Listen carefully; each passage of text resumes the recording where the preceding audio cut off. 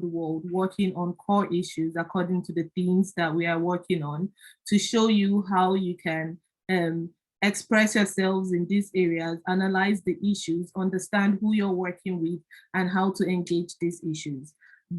That was the main motivation between us holding this program, and we hope that that was what we have been able to achieve. And we hope that you have been able to really understand how to conduct digital rights advocacy by accessing the situation, understanding it, familiarizing yourselves with your stakeholders and learning how to express yourselves, planning how to carry out digital rights advocacy projects and actually how to implement it, how to monitor and evaluate it, how to understand the numbers and generate data that would help you discuss and evaluate the issues that you are working on.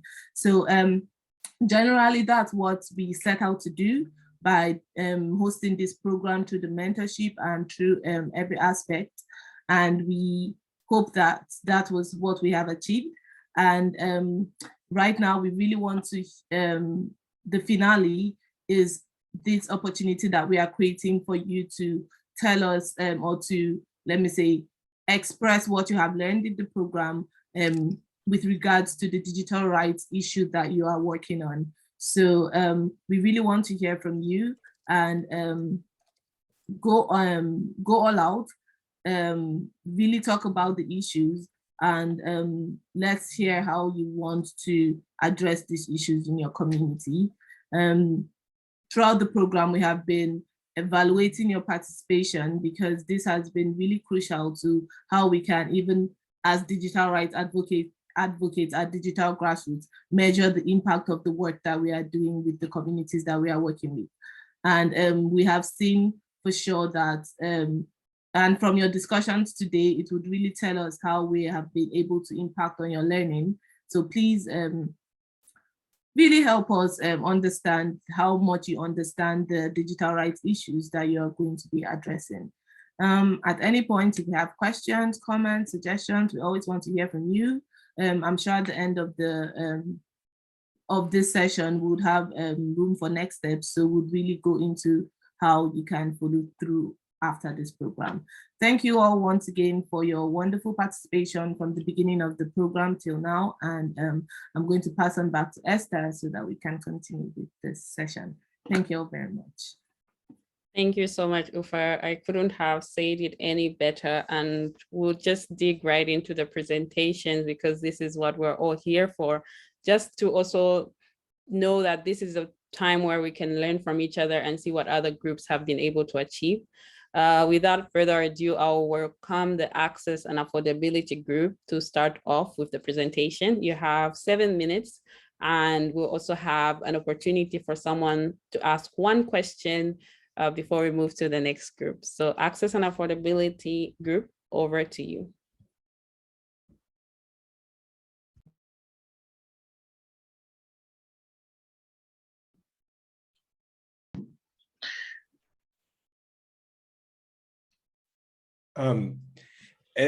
Will you be sharing the presentation or are you supposed to share it?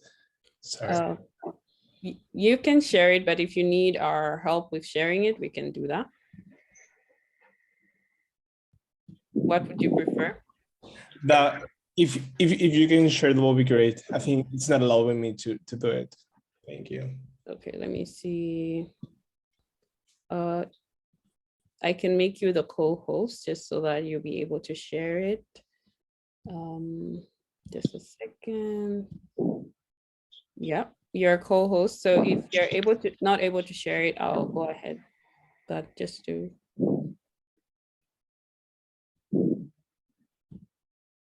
Okay, give me 1 second.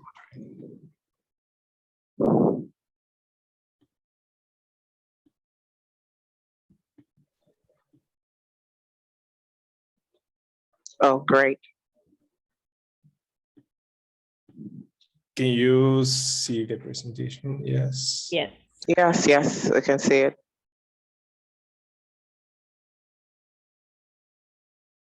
Okay. So, can you hear me? Yes, we can. Okay, all right. Good evening, everyone. my name is Fejiro, but you can call me Fei Fei. I am from the Access and Affordability Group, and the title of our project is the Bridge Project. So in recent times, we have realized that the world has faced a lot of digital divide, and there is evidence to prove this. And this has been as a result of gender inequality. Our campaign aims to bridge the gap and also to advocate for access to information and communications technology for women and girls who live in sub-Saharan Africa. And we hope to do this by raising awareness of the potential value that would actually be realized if these digital tools are present in the lives of women and girls. The main objective of our project is to advocate for national governments to be able to integrate a gender perspective when they are formulating policies and bringing up strategies as well as budgets to help that women are being factored as far as information and communications technology is concerned and broadband strategies. The secondary impact and objective of our campaign as well is to be able to foster economic independence for women and girls. A lot of men have this, but it's going to be very important, and it will also help us in attaining gender parity if women and girls become economically independent. We are also hoping to help women and girls be able to access healthcare and look out for their well-being by being up to date with the state-of-the-art technologies that we have right now. Another objective is to open doors, I beg your pardon, to many countless opportunities that are out there as far as information is concerned. COVID taught us a very important thing, that people can live at a certain part of the world, but then they can be able to tap into all of the resources that the world has to offer. So these are the objectives and the summary of our campaign. Thank you very much. The way that we think about the campaign is so mostly it's going to be like advocating and raising awareness. Awareness in the part of like advocating is like maybe like what we have in mind is like signing a petition asking for people to citizens to join this movement. And to start with, we are thinking of an evidence, some evidence-based campaign. Basically, what we want to do is like develop a white paper where we show like data on the gender digital divide in the region, like what is the magnitude, what is the root causes, the negative social and economic impact, and basically why should governments and like every stakeholder like invest or be interested in bridging this gap. And we will use this white paper basically to like for like all of our campaign to and like every other step. So this is what we start with.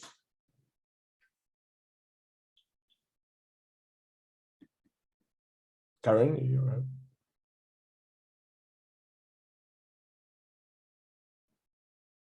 you're Karen. Good evening. Can you hear me now? Yes. Yes, we can. Thank you. My name is Karen Mukwasi from Zimbabwe. So moving on from where Gustavo left off, we will also be engaging in storytelling, where we'll do some content creation of videos, because we are trying to get the users to also be our allies in this campaign. So if we want allies, then we also have to show the impact rather than talk about it. So we'll create visuals of how women who can access the internet have managed to access education, job opportunities, entrepreneurship opportunities, healthcare access, etc.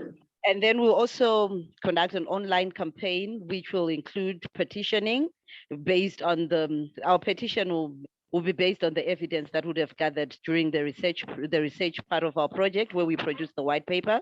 We'll have a social media campaign where we'll make a lot of use of WhatsApp, because if we are going also to be engaging women, and if we want a lot of women involved in this campaign, then we also looking at the cost of being online. And WhatsApp is a platform where a lot of women, especially in sub-Saharan Africa, those they have access to it. Almost every woman who's got a smartphone uses WhatsApp. So we believe we can reach more women on WhatsApp than we can via other social media channels.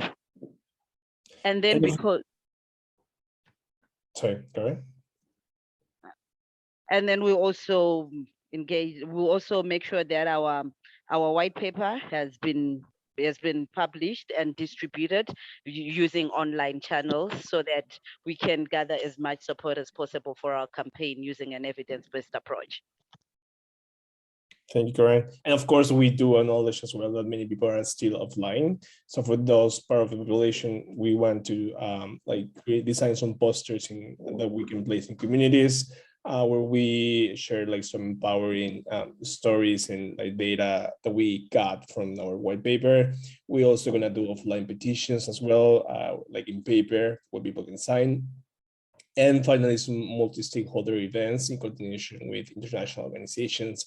We know that normally bringing along like some international organizations is like a way to put a little bit more pressure on governments. So we aim to do that.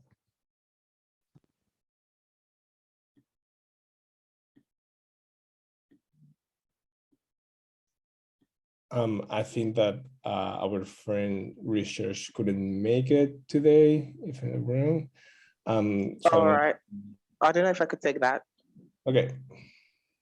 So basically, we know how important data is, and for our next steps of action, we'll be collecting data from a lot of sources for help for our white paper.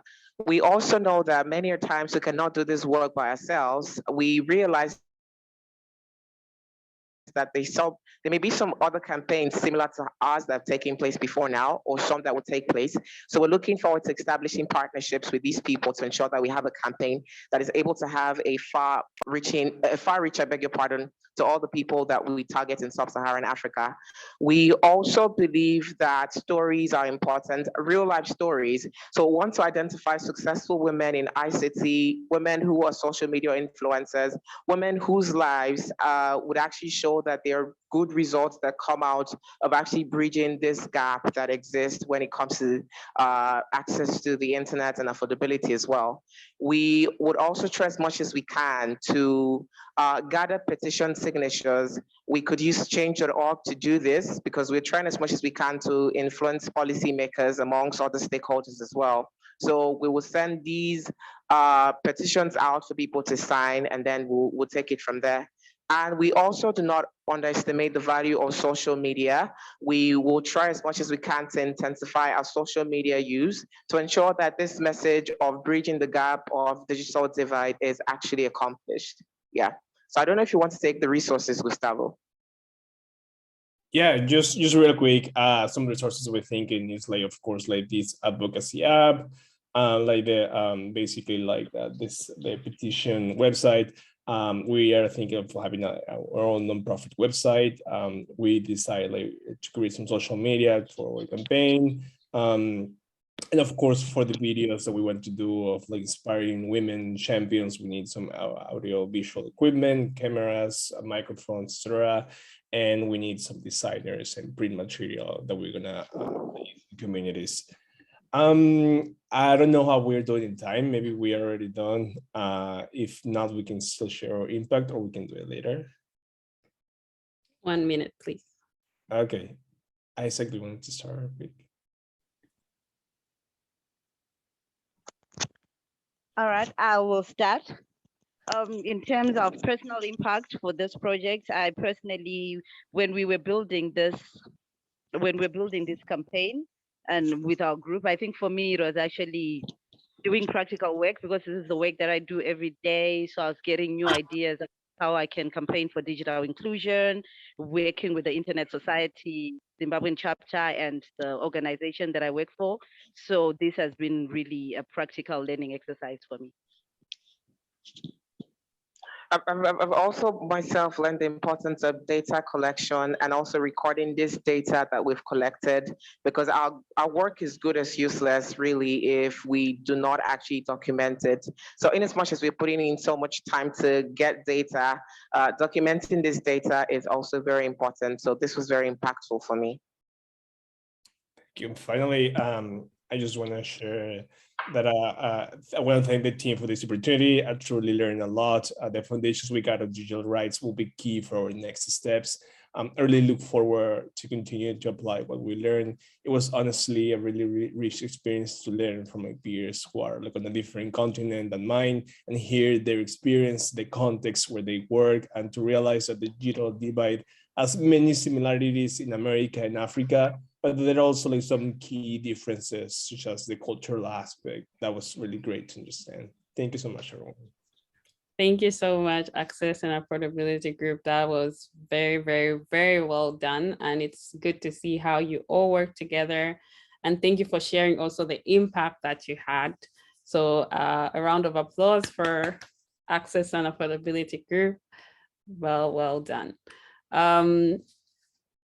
Very great insights I can see from the comments. We would like to, yeah, lots of claps and raised hands. Really well done. We'll now invite Hate Speech A group to take the floor. So Hate Speech A, if you need to be made co-host. Hi, I will be presenting. So I would appreciate if you were to Jim from your end. I think I'm having some technical challenges on my end, so I would appreciate if you start from that. So just a minute. Hate Speech A group.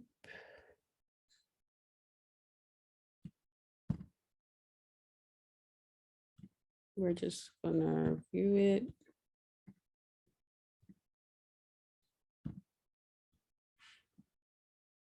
Let's see. And while we wait for them, I'll just like to give some comments on Access and Affordability's presentation. I really like that how you're addressing the issue of access to the internet and affordability of the internet for women through digital storytelling, because I feel like that's what really connects with the communities that you are trying to discuss the issue with, especially through WhatsApp and other more commonly used media among women in these communities. It may not be many of these things, when these issues, when they are discussed or when they are made mainstream through things that pretty much have become culture of communities, it really has a larger impact that way. So yeah, thank you for bringing that angle into the discussion.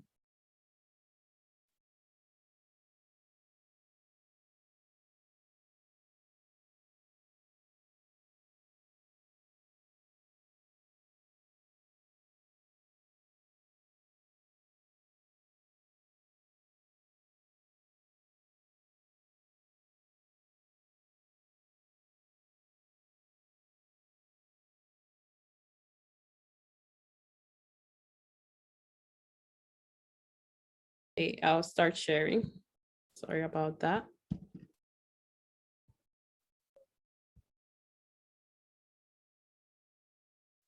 Hate Speech A group, you can go ahead. Right. Good evening, everyone. I hope I'm audible now. Yes. All right. Okay. So my name is Alice Pieza, and I'm presenting on behalf of Hate Speech Group A. And of course, some of the group members in my group, apart from myself, there's Grace, myself, we have Jelly, and we also have Sibongile as well as Felix.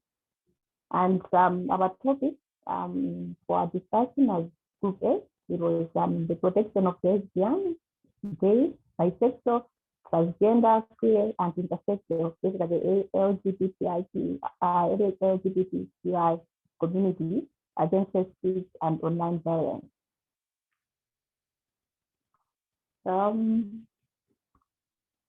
Is that the next slide? Because it's appearing blank on my laptop. Okay, thank you.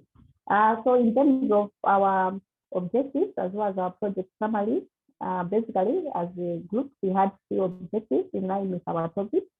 And the first one is to create awareness through sensitization of different stakeholders on the importance of creating a non-discriminatory digital environment that can offer a safe space for the LGBTQI community. And our second objective, it was to influence gender-sensitive policies laws and advocate for the implementation of hate crime legislation. And for the last objective was to enlighten members of the LGBTQI community for them to be empowered and know how to counter the bullying and hate speech that they get from online platforms. And as mentioned from the topic that we are doing as hate speech is, basically on the side, that's our summary, which is basically this is basically an advocacy campaign that seeks to protect the digital life of the LGBTQI community. And as the line abuse of this community has always been an issue and is on the rise in most African countries, and their plight for safe online spaces has often been ignored and as well as framed as an issue by policymakers and lawmakers despite the existence of national bodies, agencies that fight for human rights. So basically, on that one, as you might know, that maybe in most African countries, maybe even for my, I would give an example of Malawi, the issue of LGBTI rights is still something that has not yet been legalized. And being that they haven't been the rights or the laws of our country, they don't recognize them or they don't recognize their rights. So they do face a lot of challenges in terms of abuses that affect them, which basically also has recently also extended in online, where they do face a lot of hate speech, where maybe people say a lot of hateful things, and maybe because of life policies and things like legislations of that sort, there isn't much which protects them as a way of promoting their human rights. And in terms of our, you can go to the next slide. And in terms of our stakeholder map, we have got various stakeholders that we would like to work with in this project. We have good government, which includes the various ministries as well as facilitators. And we were basically this group, they are the duty bearers and also basically the decision makers, the rule makers, as well as the funders. And in this case, the stakeholders, basically they are our allies in this project. The government is our ally in this project. And we also have non-governmental organizations, and basically this includes both international and local organizations, be it the UN agencies and all other various non-governmental organizations that are existent in our country. And basically, in this group, we are considering them to be our funders. They are also our sponsors, and they're basically also there just to provide the technical expertise that we may need as a group, as also maybe provide us with the capacity building on human rights defenders, maybe in areas that we may be rising as a group, considering that they might have that expertise. And we also have another stakeholder, which is faith-based organizations and religious groups.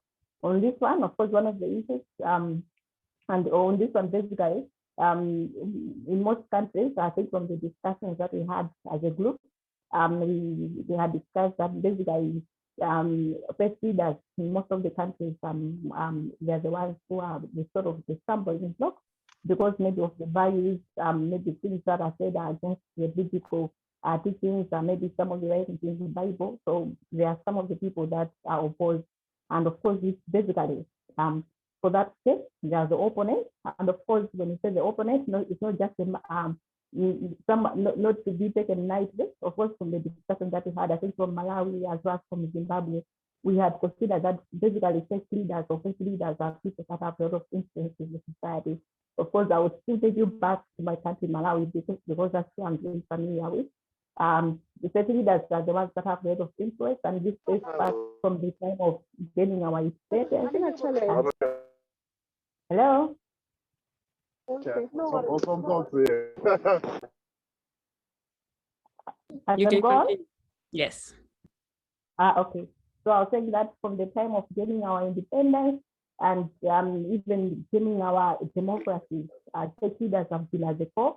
And even from the Afrobarometer survey that was conducted, it was shown that faith leaders have much influence in our country. So whatever faith leaders have, basically politicians or government listen. So if faith leaders are against it, basically it is hard for the government to go through or to pass that law or legislation. So another stakeholder that we are working with, that we like to work with in this project, we have the human rights defenders.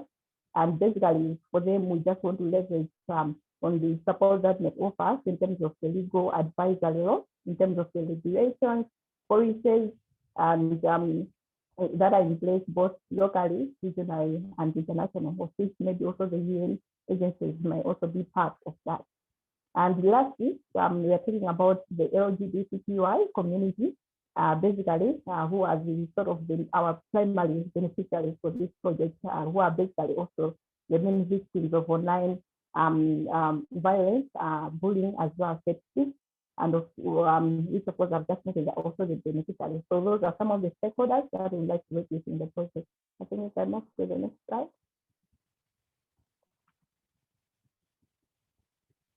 So in terms of what's desired, basically just the resources and the things that we do in order for us to achieve the objectives that I mentioned earlier on.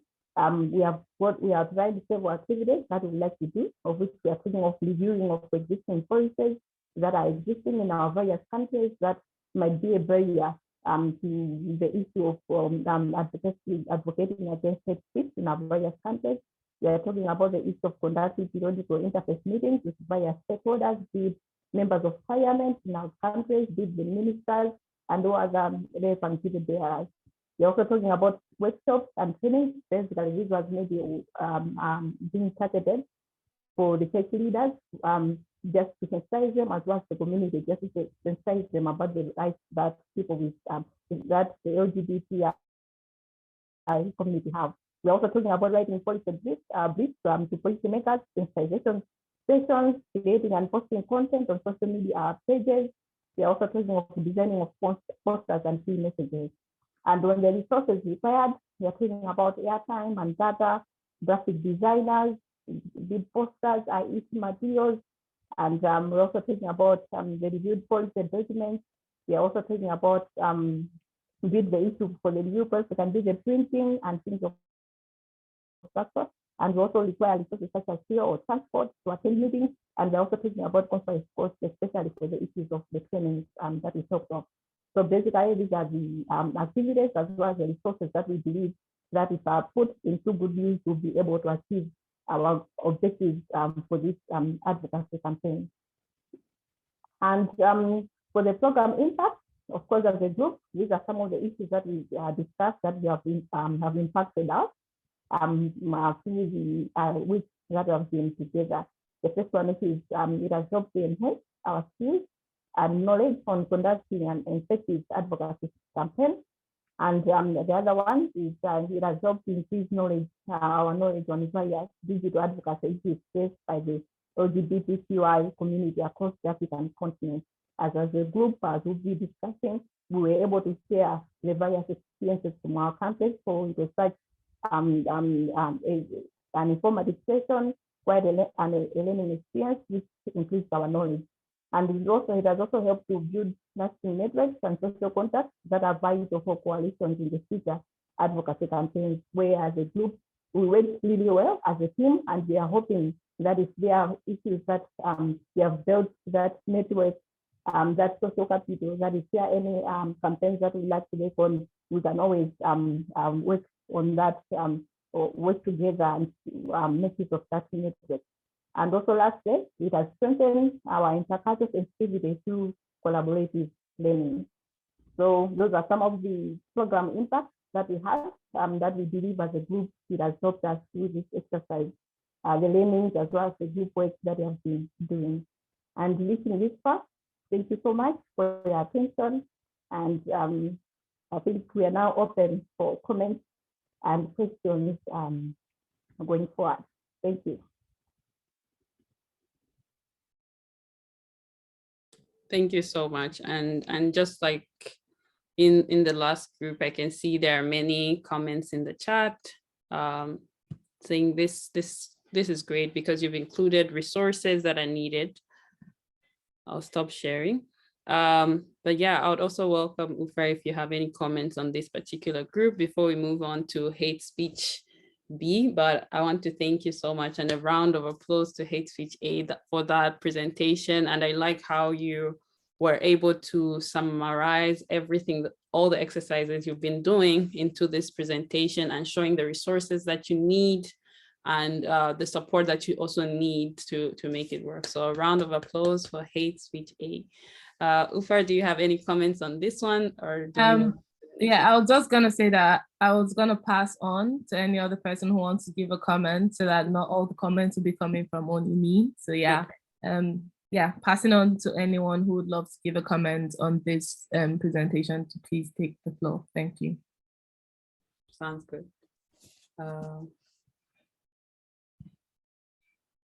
Learned a lot from the presentation. Pretty good comments there in the chat. Lots of hands. Well done, Hate Speech A. If anyone has a comment for the group, please feel free to unmute and say a word. Otherwise, we'll move on to Hate Speech B group. But Hate Speech A, well done for a really fabulous presentation. And I can see a lot of supportive comments in the chat. I'll give the floor now to John and Jones. I've made you co-hosts, so feel free to take the floor now. Hate Speech B group.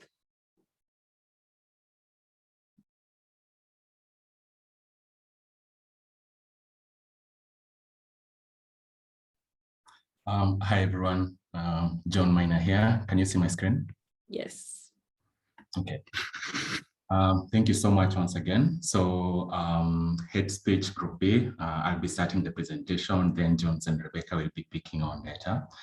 So we were tackling hate speech, and we specifically chose to go with election hate speech because representing our countries is like the countries we represent are Kenya, Nigeria, and Uganda. And all those three countries have had their fair share of election violence. And with the current trends in social media, this has also moved to online. So I'll be going through the first sections. So this is a campaign summary. So based on how like we specifically chose to go with Nigeria because they have their upcoming elections in 2023, early 2023. We couldn't do all the three countries, but we were referencing a lot from our individual countries. So from what we've seen in our countries, and specifically now in Nigeria, is that the electioneering process brings in a lot of divisive politics within people. Politicians come in, and we sort of lose track as a country, and we get swallowed up like in their politics, and there's a lot of name calling, a lot of online violence against activists, politicians themselves, maybe women politicians, individuals who are trying to champion differing opinions. So this is what we were hoping to tackle with this exercise. So some of the factors that we feel strongly elicit like violence, and especially online, issues to do with ethnicity. Nigeria has a lot of ethnic groups, and sometimes these issues have been existing in a country, but when the election process nears, they become way more heated up. And then, of course, politicians are the ones who really get to stir the pot. When they have differing opinions, people get caught up in those, and they forget all the progress maybe a country has been making towards unity and cohesion. Then also religion, that's religion. So Nigeria has a large, Muslim and Christian population. And again, this becomes heightened. These differences become heightened at the electioneering process. And politicians will take advantage of this. They'll, pit one group against the other as they try to show themselves as the better candidate. So some of the objectives of our campaign were making sure that people understand the dangers of hate speech, because yes, as individuals, as activists, we know how dangerous it is, but does the average Nigerian understand when they send that one negative tweet to a politician, or they send a negative tweet to someone they are opposing online when they're having a political discussion, that has like cascading effects. And then we would want to show people who've experienced election violence tell their stories. Mostly we would focus on people who've experienced online violence and show how that has maybe influenced or affected like their day-to-day life and their well-being. And then we would also want to call all stakeholders, all the key stakeholders that I'll show, we would want to call them to action, make them see how they fit into the picture, what they can do, whether small action or a grand gesture that they can contribute to making, stopping hate speech, especially near the election process. So again, very importantly, is the stakeholders that will engage. Because no campaign, as we've learned, no campaign can exist without stakeholders. So we were hoping to engage the telecom and media organizations. So whether it's like sending messages out, running an ad, or just, you know, making sure people understand that they are not taking sides, but they are championing that there is no hate speech, regardless of what politician it is you are for or you are against. And then existing CSOs who are already concerned with things to do with violence itself. So seeing how we can integrate like their work and get their interest in spreading messages against hate speech. And then, of course, Nigeria is a relatively traditional society, although now digitized. So traditional leaders also have a level of say in the community. So if they put up like a message and say they are against hate speech, we believe there's a level of following that would take that message very seriously. And so are the religious leaders. And then, of course, we thought of the government agencies, for instance, the National Orientation Agency that is concerned, you know, with matters to do with interpreting government policies, making sure like patriots are like engaged with information and things to do with cohesion. So we think putting a stop to hate speech would be their interest, and that would be like our starting point to engaging them. And then the judiciary, this is a relatively objective institution in most countries, and so is it in Nigeria. So we think when people would see messages coming from this group, they wouldn't see them as biased or like there's an agenda behind them, but they would see the objectivity in the message itself. I'll pass it on to Jones.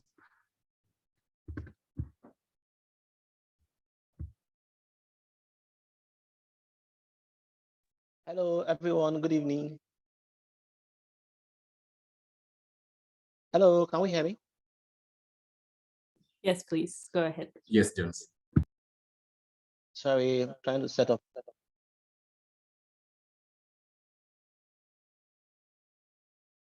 Can you see my screen?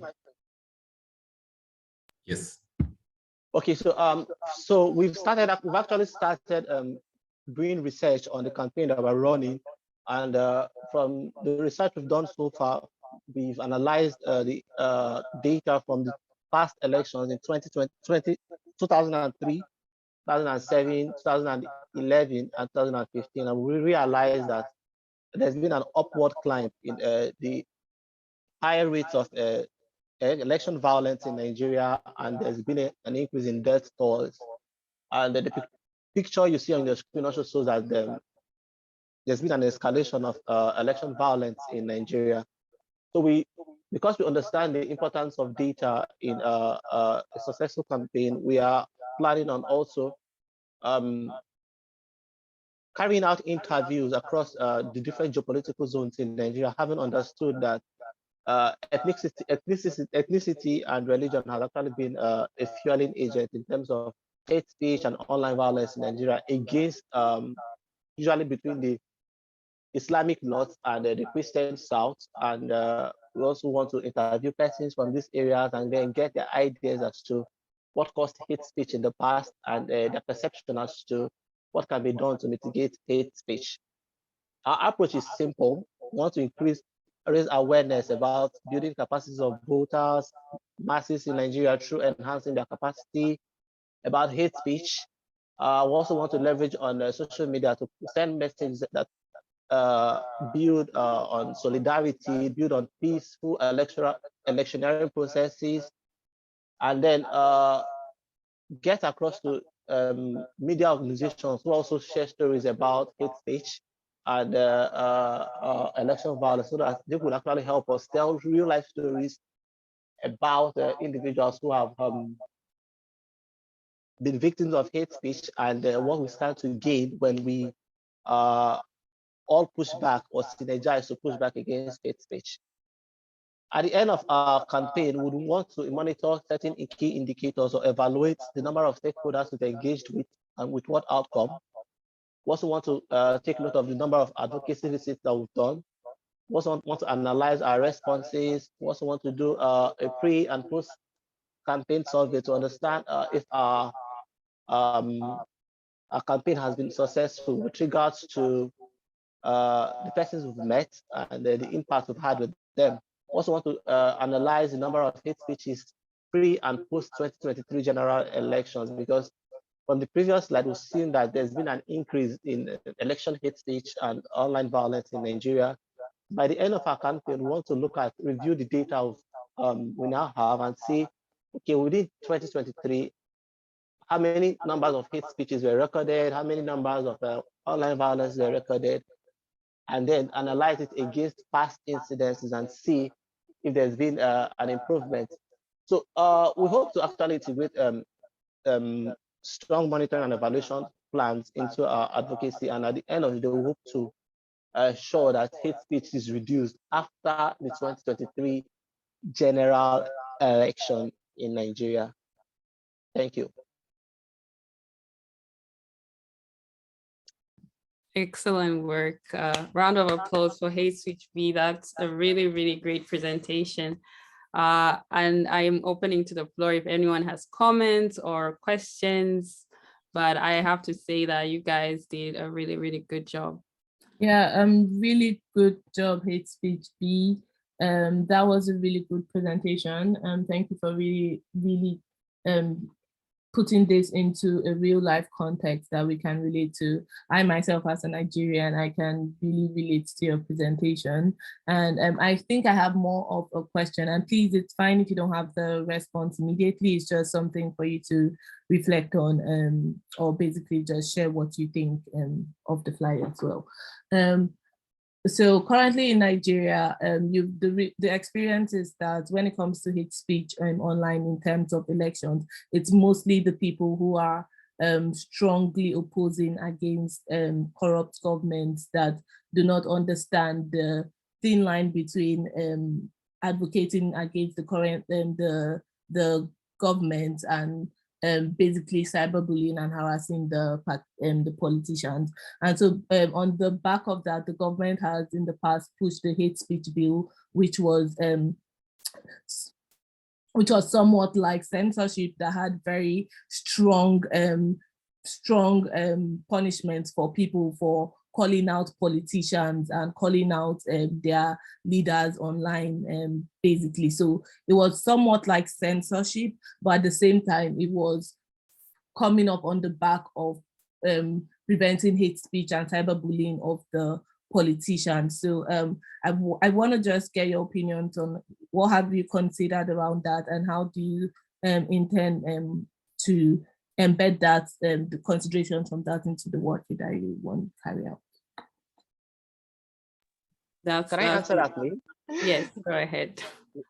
Thanks, Ufa, for that fine question. So when carrying out our research, we realized that a whole lot of persons who engage in hate speech and online violence in Nigeria during electionary periods are oftentimes uneducated or unknowledgeable about the dangers of hate speech. So we decided that we want to do an education or a sensitization for this person. And while the government and conversations in the past have been around censoring hate speech and having conversations about it, we've also realized that it would be good if we reach out to the judiciary, who's one of our stakeholders, so that perpetrators of hate speech and online violence wouldn't just be censored, but they also would have to be prosecuted.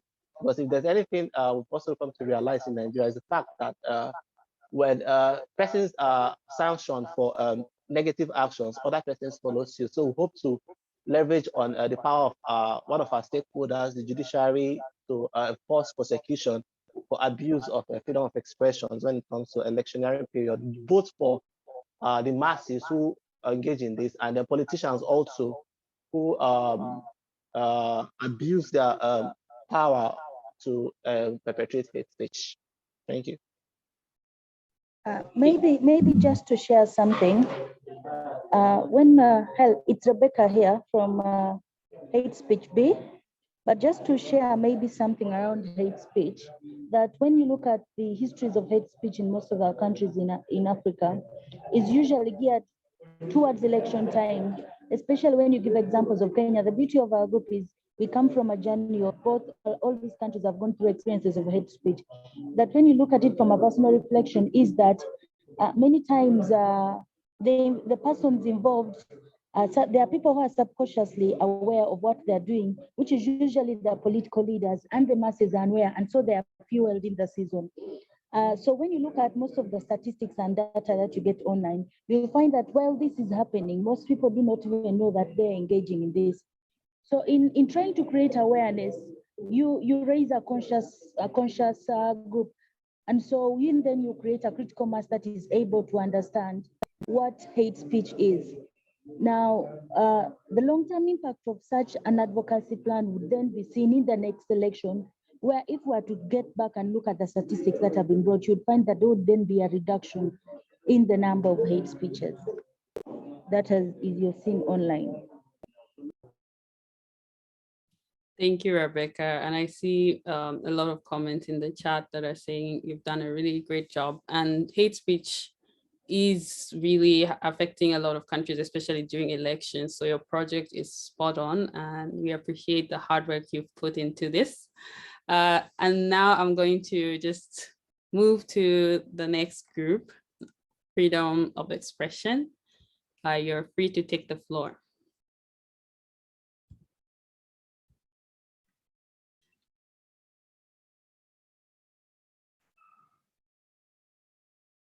Hi everyone, I'm Gal from the Freedom of Expression group. Our project is called Ethiopian Express. My other team members are Alma,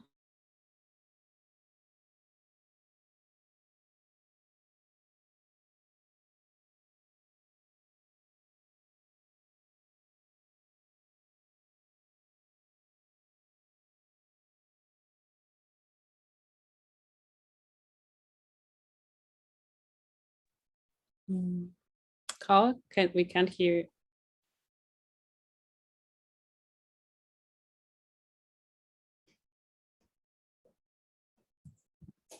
We can't hear you.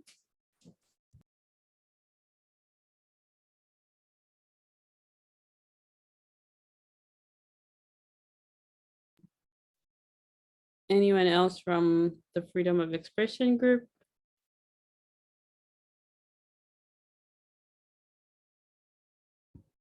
Let's see. Okay. Hi, everybody, it's Connie here. So just to carry on from Carl, so our project centered around the conflict on the Tigray war that's currently happening, which has been going on for about 2 years now. So we focused on the right to know and freedom of expression around the internet shutdowns and highlighting certain legislation that we wanted to challenge because the government was using it to loosely interpret and then censor people, and in terms of like online engagements and internet shutdowns. So that's what we have been covering, is around the flow of information, access to information, and the right to know. So some of the objectives that we went through was to look at certain laws that government was using to the cause and try to challenge those laws to advocate for change in terms of internet shutdown. The other piece of it was to build a community of allies that would support the work, not only within Ethiopia, but outside regionally and globally, and also highlight the humanitarian impact, and the refugee crisis that has come through this conflict. The other part of it was we wanted, because it was challenging legislation, we wanted to take it to AU or international bodies to make the Ethiopian government accountable and to any international treaties and signatories that they part of. Yeah, so that would be this piece, this slide. I think we can move on to Diana.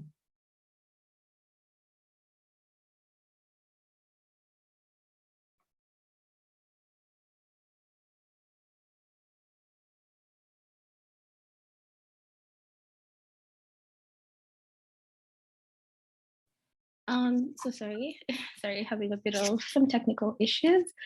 But like just moving on from what Connie has said, the data at a glance for us is the ongoing shutdown by the Ethiopian government is the second longest one in history. It's lasted over 565 days, alongside curtailing several. There's been various violations due to this.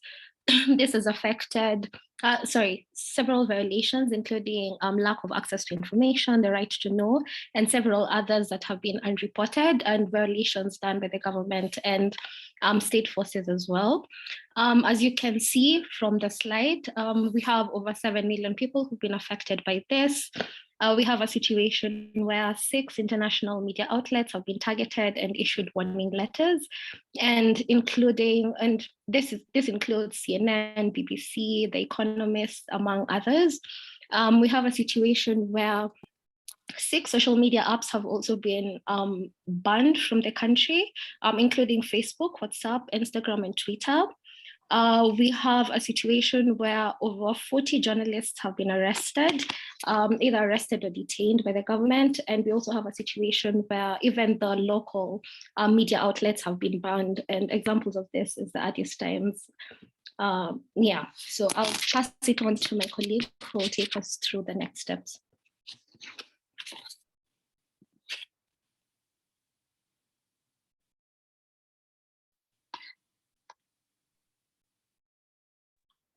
Hi, good evening, everyone.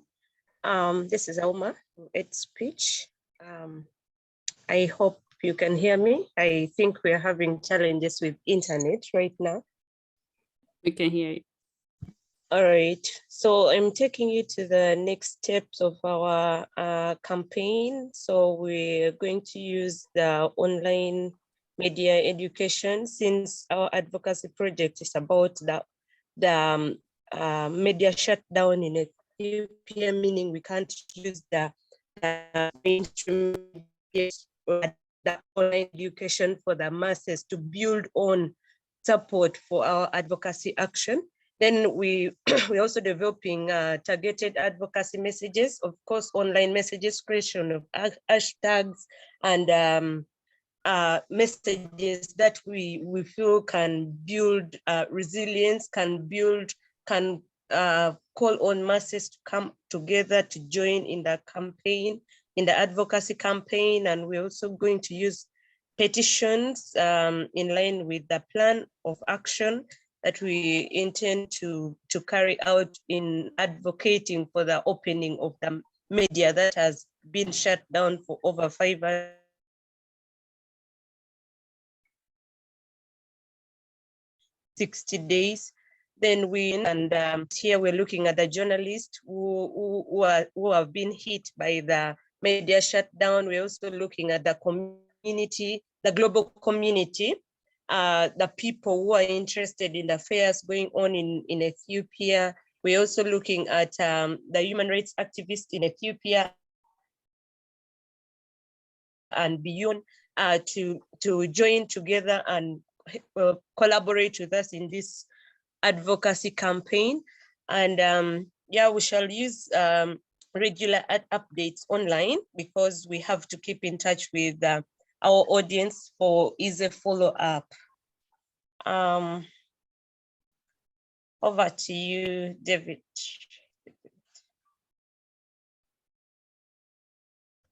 Hello, everyone.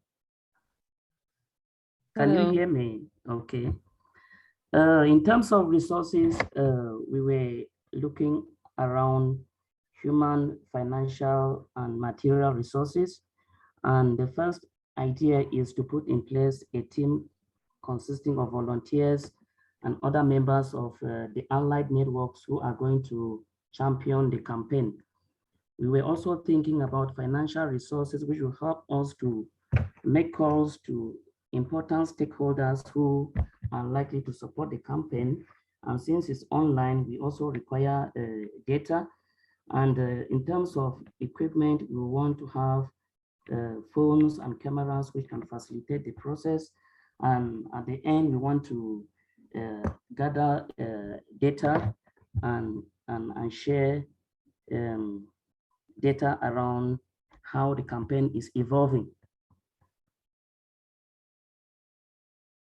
That's for resources.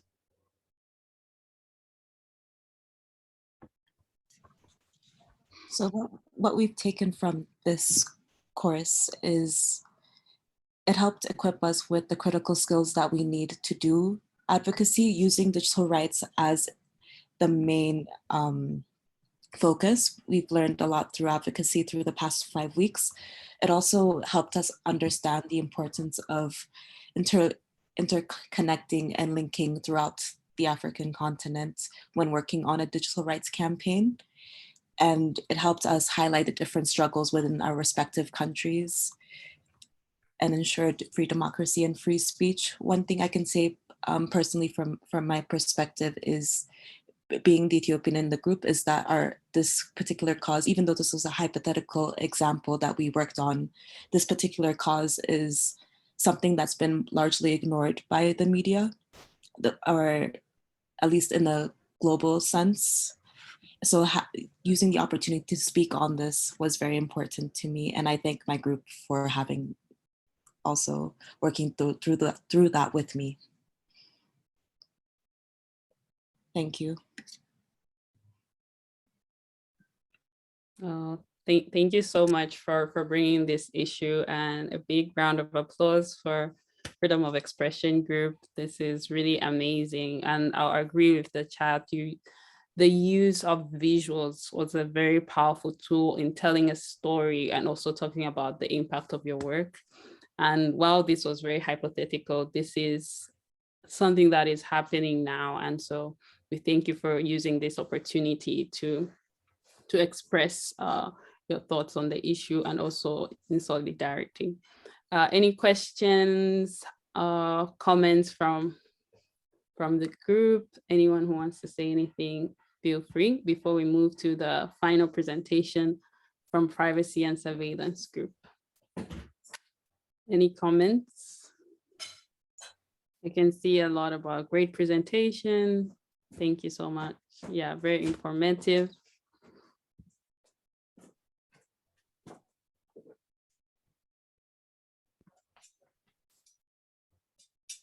Really informative. Thank you so much. I will now move on to the last but not least group, Privacy and Surveillance. If any of you have any comments that you would like to. Privacy and Surveillance Group, if any of you would like to take the floor, now is the time. Thank you for all the comments in the chat too.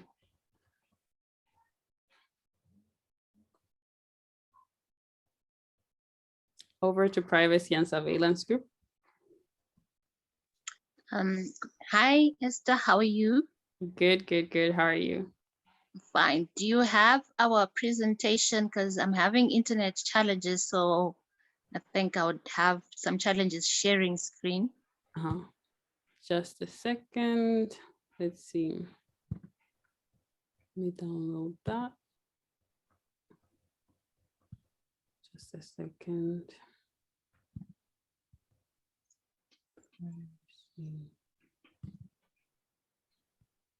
I'm just gonna share my screen.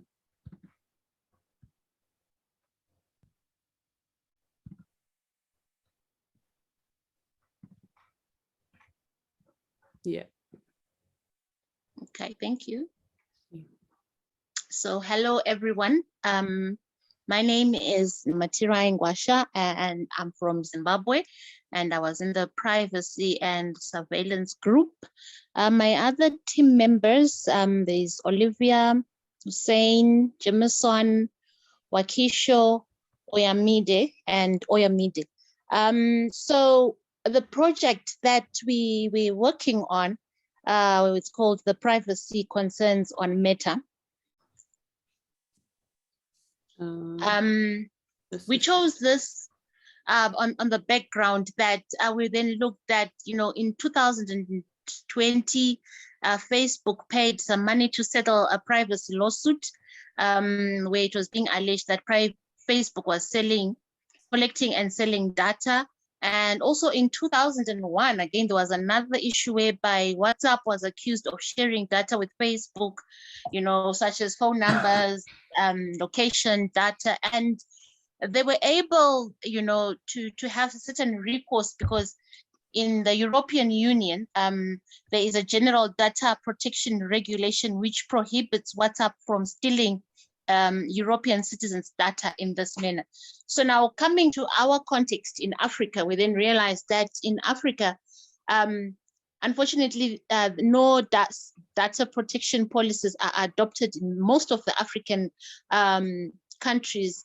In as much as we have the African Union Convention on Cybersecurity and Personal Data from the African Union that protects Africans' personal data. But then when we look at the individual African countries, there is no laws that then protect issues of personal data. As a result, there was even a survey by KnowBe4, which showed that I think we've all noted whereby WhatsApp has a recent private policy, and through this survey, it was noted that a lot of people in the African countries, are saying that despite the privacy concerns in this privacy policy, they're still going to continue using WhatsApp. So this survey to us indicated that probably there is lack of awareness of the actual risks and implications, and also looking at the individual countries, there actually is no laws that will then protect the individuals. So our project goal and objective is really to educate African Meta users on their digital rights to privacy, and to encourage African government agencies, to enforce strict policy on privacy and data collection, and to foster data companies to respect citizens' rights to privacy in the digital space. So looking at our target audience, we then were saying, okay, if we were to do this advocacy campaign, who are we targeting?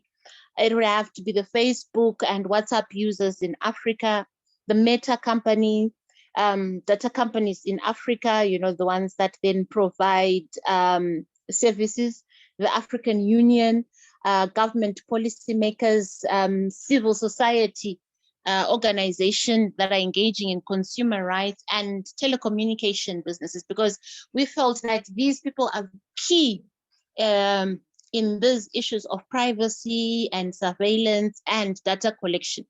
And then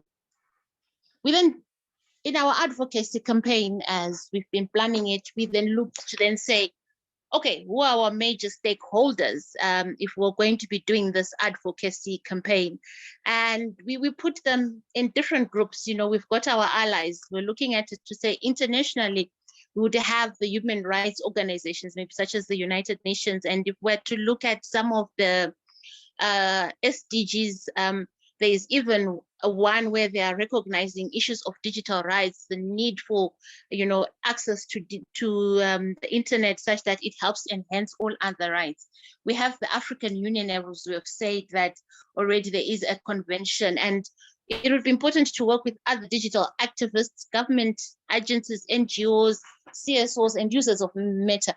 So looking at the NGOs, the CSOs, and the human rights organizations, we also saw that these are organizations through which, and other digital activists, through which we can actually even get resources, especially looking into issues of funding. And some of these organizations have a high source of influence and power. Because let's look at it. A lot of countries, they base their constitution on the Declaration of Human Rights. This is from the UN. So if we're also going to have the UN backing such a policy, an advocacy campaign, then definitely, it would then have more impact. Opposition, definitely meta management will be opposing. And one big challenge is if they are to oppose, maybe take us to court or run also another campaign against ours, they would be capable because they're like the owners of WhatsApp. There's access to Facebook, so they easily can run such campaigns and create opposition, and they do have the resources. And also some CSOs who maybe would have been benefiting from this unlawful and improper, data collection.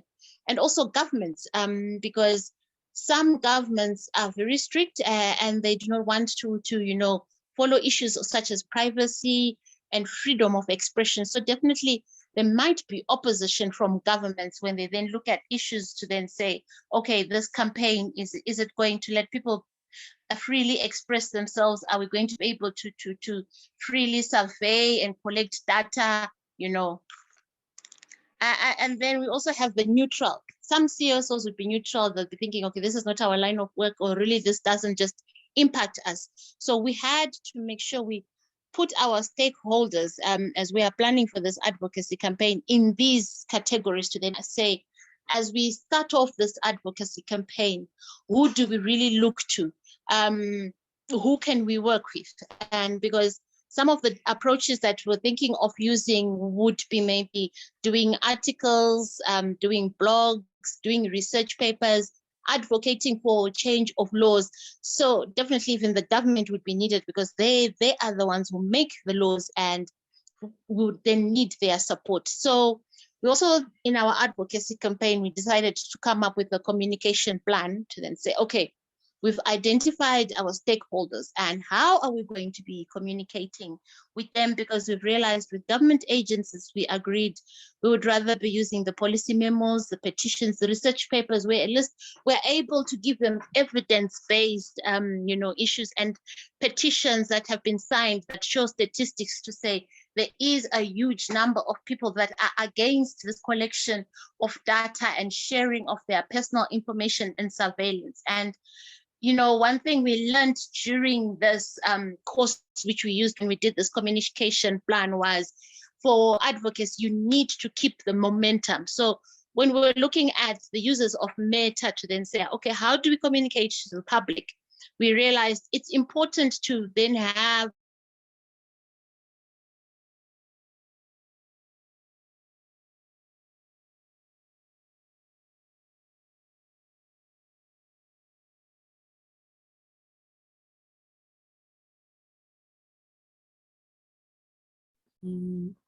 I think we've lost Namatjira.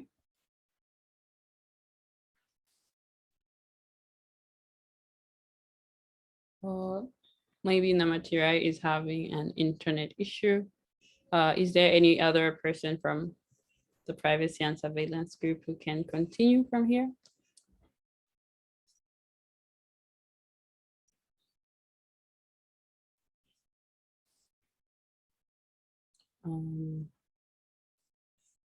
Let's see.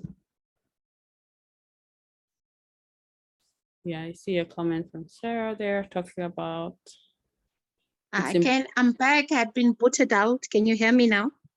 Yes, we can hear you. Please continue. Okay. All right. So that's under the communication plan, and also, to use other digital rights activists if they can be doing opinion editorials, newsletters, and roundtables. So even as we did the communication plan, we had to agree to, as I spoke about earlier, to say there is need to keep the momentum.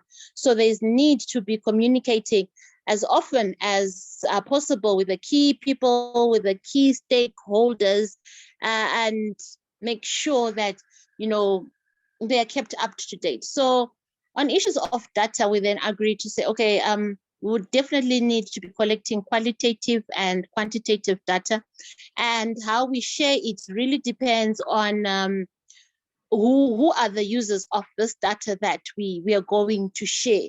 So this will then determine how we then present, and also issues of storage, you know.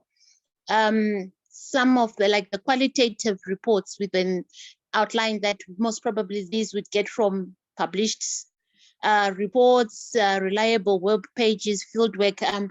This we got from one of the sessions where we're talking about, you know, getting data. Always make sure your sources are reliable, especially when you are using internet sources, because there are some web pages or articles that are just posted and really cannot be reliable. So it's very important to then look into reliable sources. And we also, so that it's important to collect quantitative data, which we said we would do through surveys. We then developed an M&E plan. Unfortunately, it's quite a long document. I then didn't put it there.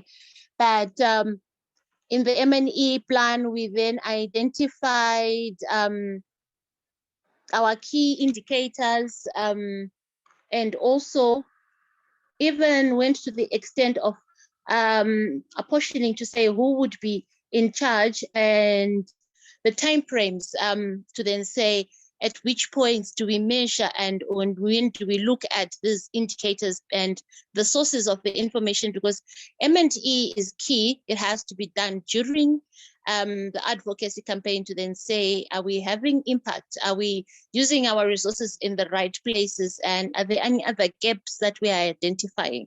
So in our group, we're actually from very different countries. And what we agreed was to say, okay, we are from different countries. This advocacy plan, each of us can then take it and make it individual to our own countries, because in one of the sessions, what we learned, what we noted was important is you can't do everything. So really to take on this project and maybe say the whole of Africa to do such an advocacy campaign, it would not be possible. But if we take it up as individuals and go specifically now to our countries to say, okay, in Zimbabwe, in Nigeria, in Brazil, in all the different countries, to then use this and at the same time collaborate, it would then have that impact. So yeah, in brief, that's us from the privacy and surveillance group.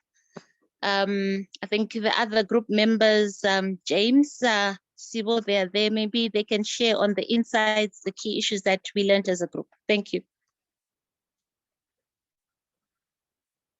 Thank you. Anyone else from the group wanting to share on impact? And also I see the mentor is here. So thank you, Jess, for joining too.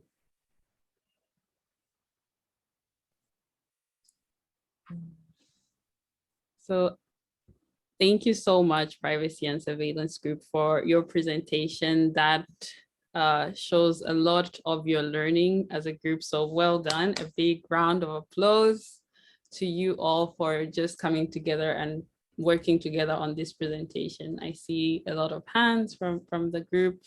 I see a hand as well. Yes, please. Nancy. Hello, hi. Just a comment to say thank you for the presentation on privacy. Just to add on to say some countries in Africa, they've already enacted laws around personal data protection.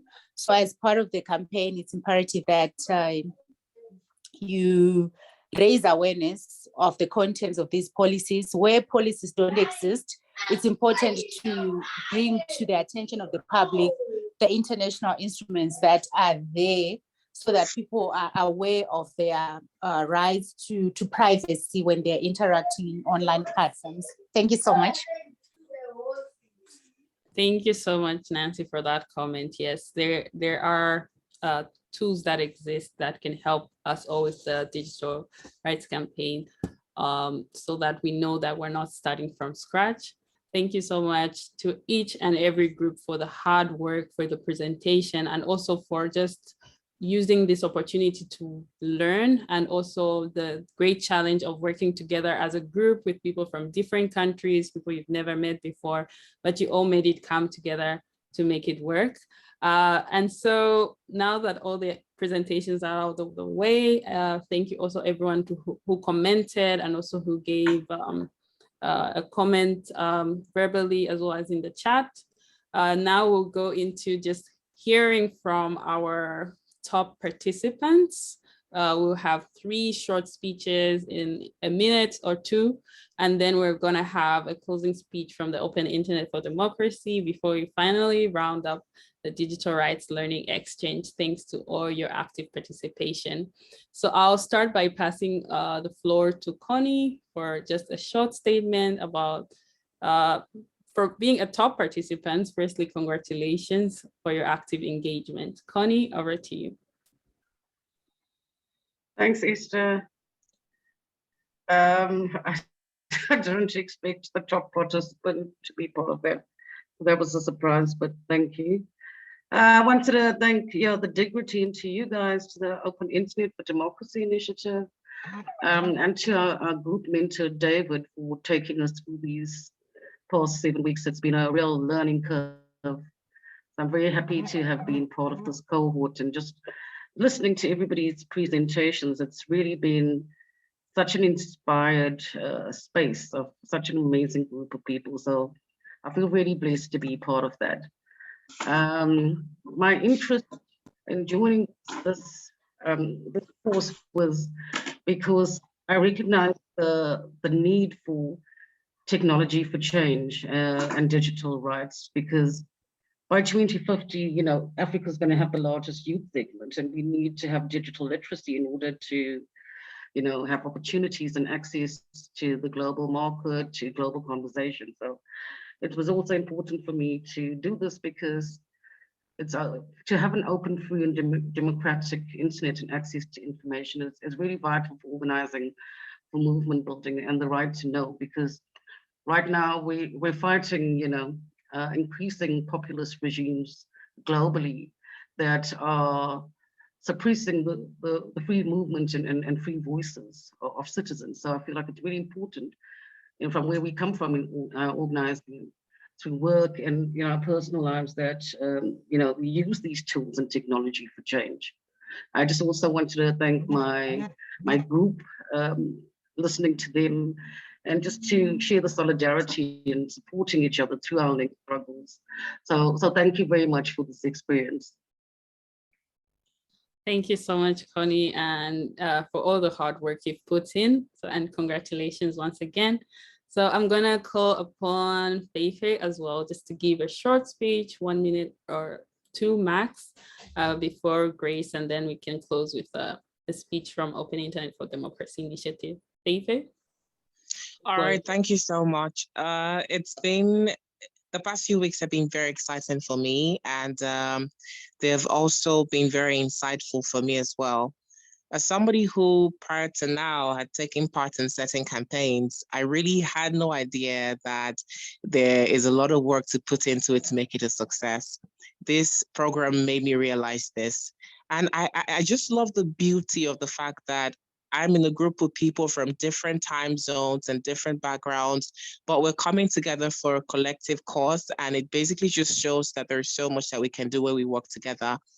One very important thing I'll take home from this class is, even though we work out our stakeholders, communication, M&E, it's very important to look out for ourselves as digital rights activists as well. And the last session we had proved that to be true.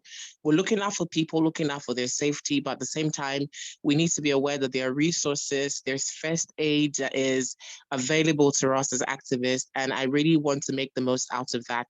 I'm so grateful to have been on this platform, and I really cannot wait for the incredible work that I'll do with the knowledge that I currently have. So thank you guys so much. Well done, Feifei. Isaac, thank you so much for your active participation. And finally, last but not least, Grace, if you can have a moment to share in 1 minute or so your experience before we close with a speech from Open Internet for Democracy. Okay, good evening, everyone. Thank you so much, Esther. Well, I'm really honored to be part of this Digital Rights Learning Exchange. such a topic in season in light of the digital rights violations that we're facing as a continent, the internet shutdowns, the exorbitant data charges. Then we're also looking into the gender-based cyber violence cases that are on the rise. So I've learned quite a lot from these 6 weeks, from the collaborative learning, from the modules, from the guest speakers, from the who's and who's in the digital rights landscape. I actually learned a lot, and I've grown professionally. And I've also managed to widen my network as a digital rights advocate, and I can actually confidently and safely say I am a digital rights advocate now. And thank you so much to our mentor, Sarah, and all the other mentors that have mentioned the other teams. Then one more thing that I've actually learned, my greatest takeaway from this digital rights learning exchange is that it's not going to be an easy road for us, guys. We just have to continue engaging. And we also have to take care of ourselves as we are engaging and advocating online. And well, yeah, it was such a great learning experience. Thank you so much, Digital Grassroots. Thank you so much, Open Internet for Democracy. And thank you to all the guest speakers. Yeah, you have said it all. Thank you so much to everyone for being active participants. And while this is our last, our finale, of course, the course ends on Friday, so you still have time to catch up. And we'll be sending emails on what it means for certificates, for getting the stipend, and well for what comes next. So thank you so much. And I'll just give the floor to Sarah just to give a final word before we close. Hi, everyone. Yeah, thank you again so much. I don't want to take up your time more than you've already given, but we really hope that this has been a useful and constructive course for you. It's not, you've taught us all a lot is along the way as well. And I think really the one point that I really wanted to emphasize is that, and that we wanted to emphasize through this course, is that you are not alone in this work. And the importance of developing these connections, these relationships, and that advocacy really is a multi-stakeholder and collaborative process. I think to the point, maybe you, Feifei, mentioned about taking care of yourselves and realizing that the work that you are doing is really hard and can be very personal. And a lot of the attacks that are coming at you are very personal. Just how important it is for us to have each other as part of these networks. And we hope through this course that this is not just a one-time initiative, that we hope to be working with you in various capacities from this point forward, whether you are part of the Digital Grassroots family or the Open Internet for Democracy Initiative community, which you will be, whether you like it or not, because we want to keep you involved and engaged. But that there are opportunities to reach out to each other and to the wider networks that ourselves, that our wider networks through the National Democratic Institute have, whether that's participating in fora or in conferences or as panelists or speakers, or at the next course, having you come in and present on your work to other emerging digital rights activists. Really just want to highlight that we consider you sort of part of the family and really want to encourage you in your work moving forward in any way that we can. So just to highlight that. And one final plug, I'm not sure if you've all have seen the notices or have registered for RightsCon. It is the leading digital rights and technology conference happening next week. And there is a social hour that the Open Internet for Democracy Initiative is hosting on Tuesday at, I believe, 3 p.m. UTC time. So I would encourage you to join that if possible. So we'll be talking more about the initiative, but also a chance to meet others in the space who are working on digital rights issues. Yes, and if there are other notes about sessions, please note that so that we can try to join. This is a really good opportunity to engage with each other outside of this particular initiative. So once again, I really want to thank you all for the time that you invested into this. It's been meaningful for us to follow along, but I hope you've gained something from it and that you remain part of the community. Thank you so much, Sarah. And I can't emphasize enough on everything that you have said. We're only here because of the important work that you're all doing, and we are here to support. So this is our final week, and we'll still email you. You're still with us. So enjoy the mentorship week, and we'll be seeing you in all the things you'll be doing. And we hope to see you at Social Hour. Stay engaged, and we are very, very, very grateful for you and excited for everything that you'll be doing. A round of applause to everyone. And yes, if you have any conferences, please email us and we'll be able to promote it for you. A round of applause. Thank you and have a lovely day. Thank you so much, everyone. Enjoy the rest of your day. This was a very lovely program, and yeah, thank you for staying to the end with us. Thank you so much. Thank you. Take care. Bye. Bye. Thank you.